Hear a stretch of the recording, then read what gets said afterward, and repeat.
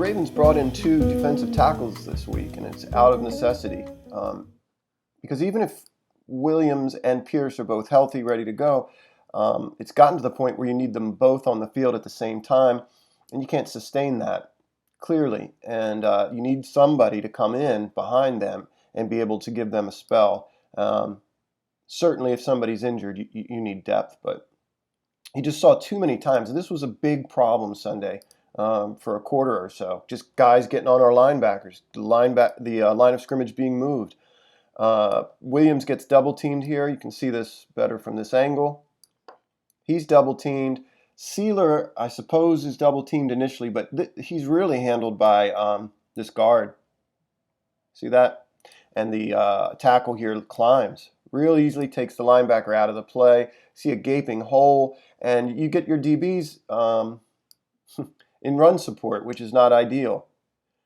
So we need guys behind. Ideally we want Michael in there, because Michael's not letting that happen. But you need guys behind who can at least hold up at the point of attack and not get moved or blown up. Yeah, that's a problem moving forward if you're playing a better team, no question. Brandon Williams has been real consistent in out-leveraging these one-on-one blocks. You can watch this guard come over and try to get Brandon. Brandon gets underneath of him and puts him on his butt.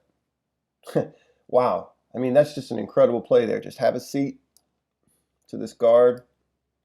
Forces the back to cut outside. Look at that. Look at him just penetrate that gap, destroy this guard, and get upfield. And then spend himself to make this tackle. That's just really an exceptional play by Brandon there.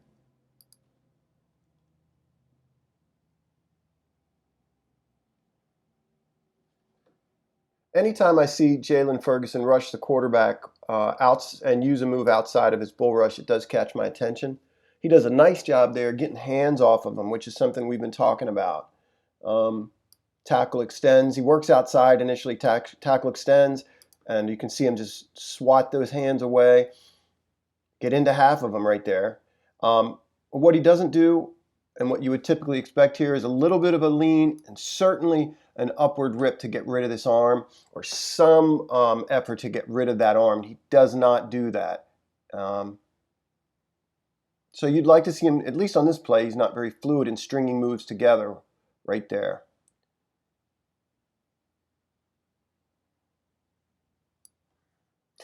We see Ferguson here, and this is more of his signature, his bull rush, and it's effective here. Pushes the tackle right back into the lap of quarterback and flushes him. You can see how low he gets. He gets under the pads of 64, and you can see how much power he generates. Looks like Sealer might get held a little bit here, just a little bit. And Marlon comes in and strips that ball. Watch it again.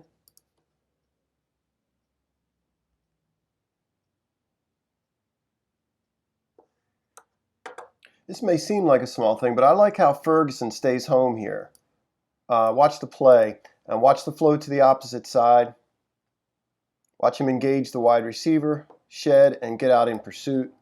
But like I said, he does not come chasing here. He takes on this block, makes sure he gets outside, gets rid of the wide receiver here, and then pursues the quarterback. Good backside or play side defense on his part there. You can see nice coverage downfield in the secondary. And let's see what it looks like from here.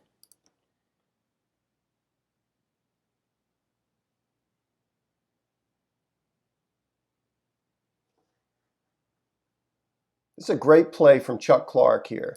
Bengals have 4 receivers in tight splits to the left tackle side, and just one, again, very tight to the line, a wide out here. And watch Chuck realize what the Bengals are trying to do, kind of flooding the field to this side with 3. Does not lose sight of this guy underneath in the mesh. Goes up and gets it. This is 4th down. Strips the ball. Great play by Chuck. The other thing that you see on this play, this is the second time the Ravens ran this exact blitz. If you look, and it's a good one, I think on the other play it was a 2-by-2 set, but you see Bowser and Judon aligned here, and they're going to send a Judon's going to kind of feign that he's dropping and then come up the same gap as this corner. I'm not sure who that is. That might be Marlon. And Jalen works outside. Really identical to, I think, a play from the Pat Ricard video that I did. Exact same blitz against a different formation. But again, Chuck makes a great play here. And this is how we're trying to get pressure. It's a really cool blitz. And just cover on the back end. The Ravens run this play out of diamond formation. Boykin's out wide. They pull Bozeman. I'm impressed by Hurst, Nick Boyle, and Ricard on this. Ricard and Hurst are the wings here. Ricard's going to kick out. Watch him get on this end. I think that's Dunlap. Push him out of the play. Ravens leave this end unblocked. Watch how Hurst we can see this better from another perspective. Hurst comes through real aggressively and lights this safety up. Gets under him. Boom. Watch Nick. This is Nick. Gets in on this down blocking combination with Zeus. Boom. Moves him. And he's going to try to get on 59, this linebacker. He's going to try to climb and get on him. Ingram does a nice job reading Boyle's shoulders and this linebacker. Boyle pushes him out of the way, and Ingram cuts behind him. Looks a little bit like Zeus gives up on this block to me prematurely. You see Boyle really move him. He should continue to drive that defender. He should not be able to get off Orlando at that point.